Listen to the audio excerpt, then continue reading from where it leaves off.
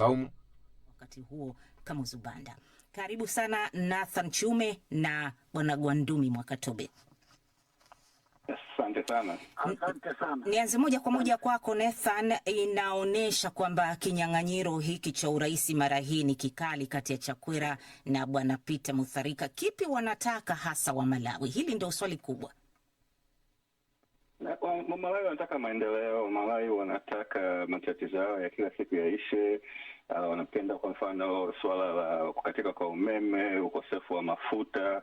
Hayo ndio mambo ambayo yanakwamisha maendeleo yao, na katika kiongozi wanataka mtu ambaye ataweza kutatua haya matatizo. Sasa lakini watu wawili ambao ni wakubwa zaidi katika mpambano huu ni watu ambao pia walipambana katika uchaguzi uliopita. Kwa hiyo wengi tayari wanajua uzuri wao na ubaya wao. Kwa hiyo mpambano ni uko hapo kwamba nani sasa ataweza kutoa ahadi na kuzitimiliza wakati watu wameshaona wamefanya kazi vipi.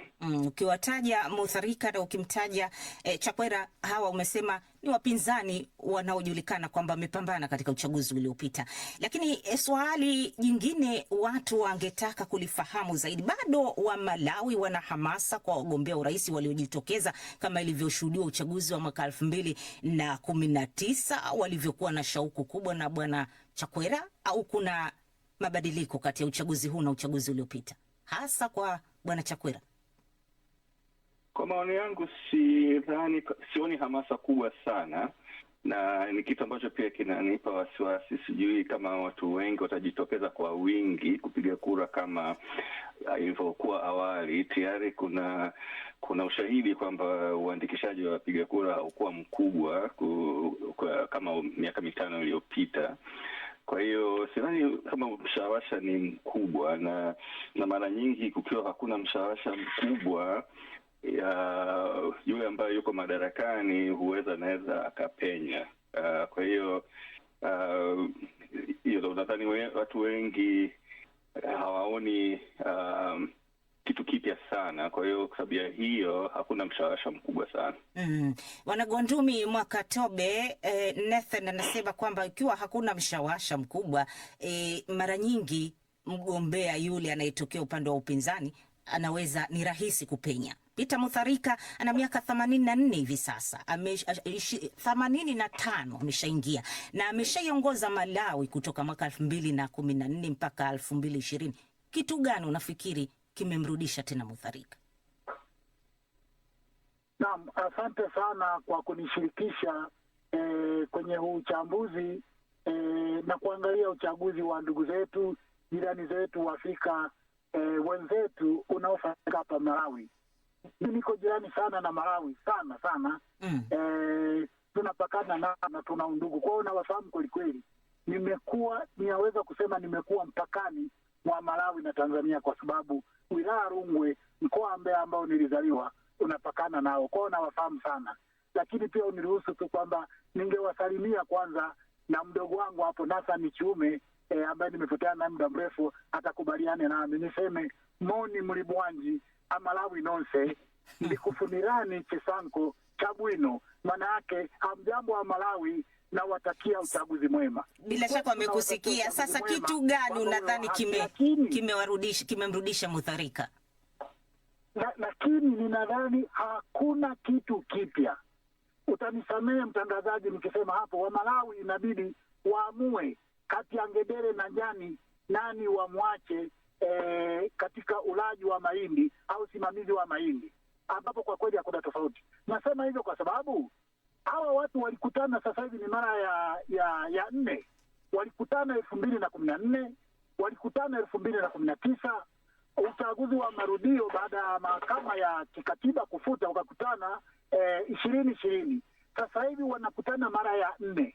Lakini kama alivyosema Kiume hapo, matatizo ya Malawi yako pale pale, lakini pia matatizo yao, kwa mfano swala la rushwa ni swala ambalo ni donda ndugu kabisa Malawi, ambapo huyu anayegombea mzee kabisa Mutharika alituhumiwa kwa rushwa, alituhumiwa kupokea rushwa kutoka kandarasi za kugawa chakula. Huyu aliyepo Chakwera mpaka hata walioshtakiwa wakubwa madarakani na taasisi ya kuzuia rushwa wamefutiwa mashtaka, wameondolewa. Lakini pia ni mtu ambaye anashtaki, ambayo ni rushwa pia, tunaita nepotism, kwa upendeleo. Aliwahi kuchagua mawaziri dada na kaka, anachagua mke na mume wanakuwa mawaziri. Upendeleo wa watu wa kutoka Lilongwe, ambao ni rushwa hiyo. Na nakumbuka hata mmoja wapo alitaka kumpa uwaziri aliyehusika kwenye mahakama ambayo ilifuta ule uchaguzi uliofanyika. Alikataa cheo kwa sababu ni rushwa.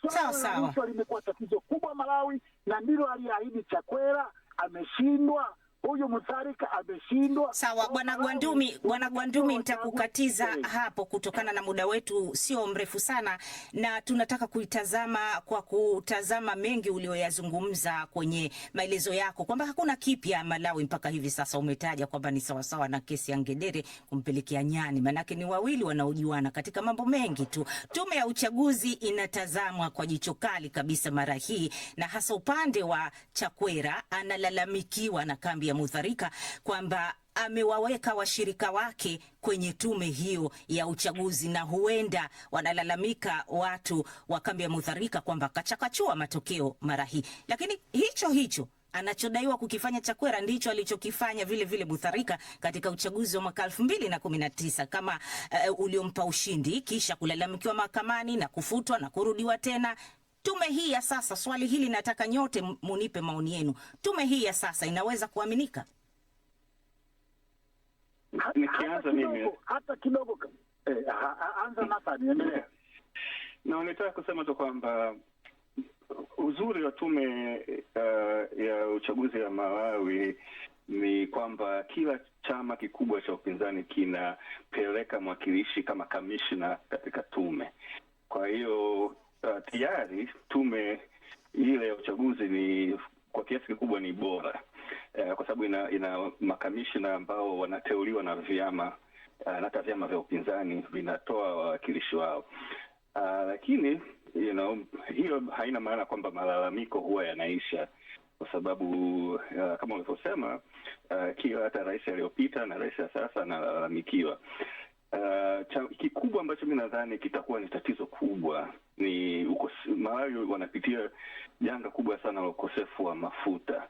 Kwa hiyo tume kuweza kufanya kazi yake kwa ukamilifu kukiwa na uhaba mkubwa wa mafuta, kwamba hawawezi kupeleka karatasi za kupiga kura, magari yao yatajazwa vipi, yani hizo logistical challenges za kutokana na uhaba wa mafuta inaweza kuwa ni changamoto kubwa sana kwa tume, lakini pia inaweza kuwa ni changamoto hata kwa wapiga kura.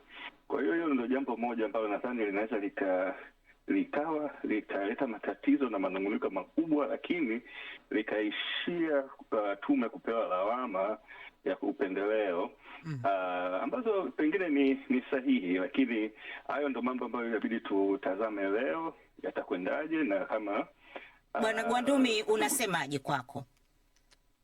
Mimi niseme tu kwamba pamoja na hayo, naona changamoto kubwa mtangazaji ambao Malawi inakabiliwa nayo, na amegusia kidogo hapa Chube, ni kwamba uchaguzi wa sasa hauna hamasa kabisa, hauna mshawasha, hauna mwamko, kwa sababu kama nilivyosema, wale wanaochaguliwa wanafanana tena kwa machafu.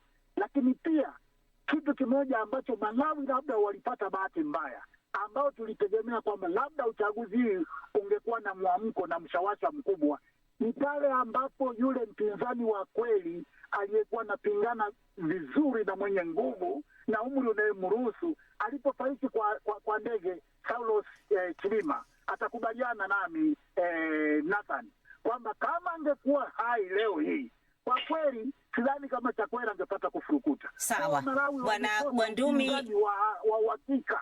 Bwana Gwandumi, tumekupata kwamba hakuna upinzani wa uhakika ndani ya Malawi kwa hivi sasa. Kuna wasikilizaji ambao wana maoni yao na maswali. Tatu Karema yuko hapa. Tatu, kuna maswali au maoni ya wasikilizaji? Maoni ndio mengi. Saumu Kaya Sangito anasema chaguzi nyingi za nchi za Afrika mara nyingi sio chaguzi zenye matokeo ya haki. Wakati mwingine unaweza kuamini kuwa ni chaguzi zenye maamuzi ya wachache na matumizi mabaya ya fedha za walipa kodi maskini. Makumbi Makerere anasema kwa nchi za Afrika tusitegemee uchaguzi kama njia kuleta mabadiliko kimaendeleo, kwa sababu ulevi wa mtawala ni amani hata pasipo maendeleo, na pombe ya kiongozi ni sifa hata pasipo vitendo. Sawa, basi tuachie hapo, muda wetu hatunao mwingi, na swali moja tu kwa washiriki wetu. Kuna Joyce Banda ambaye anawekwa kama kwenye nafasi ya tatu. Huyu ni mwanamke pekee kwenye kinyang'anyiro hiki cha urais. Nathan, ana nafasi gani Joyce Banda? Bahati mbaya sidhani kama ana nafasi ya kushinda. Na ni candidate mzuri, ni mgombea mzuri, lakini hana nafasi ya kushinda. Tatizo kubwa la Malawi ni kwamba japokuwa matatizo yote aliyoongelea kakaangu hapo Gwandumi, tatizo kubwa la Malawi wanapiga kura kwa misingi ya vyama vimejikita katika mikoa na katika makabila. Kwa hiyo hata kama chama cha zamani kilichotawala kilikuwa kibaya kiasi gani, wapiga kura wengi bado watakipigia kura kwa sababu kina base yao, Kwa hiyo kwa mfano chama cha Peter Mutharika base yake kubwa ni mkoa wa Kusini, chama cha Chakwera base yake kubwa ni mkoa wa Kati, na mkoa wa Kaskazini ni mkoa ambao wao peke yao ndio ambao wanatumia akili zao kuchagua nani ni bora kulingana na masuala. Kwa hiyo hizo ndio kitachotupa matokeo, tuangalie wapi wapiga kura wa eneo gani watatoka zaidi kuliko wengine. Nathan, muda wetu hauturuhusu, tungependa kuendelea na mjadala huu lakini naambiwa muda umekwisha. Na washukuru nyote, Bwana Gwandumi Mwakatobe na Nathan Chiume kutoka huko Marekani kwa kushiriki kwenye mjadala huu. Tatu Karema, nawe pia asante. Wasikilizaji wetu asanteni, endeleeni kuwa nasi. Hii ni DW.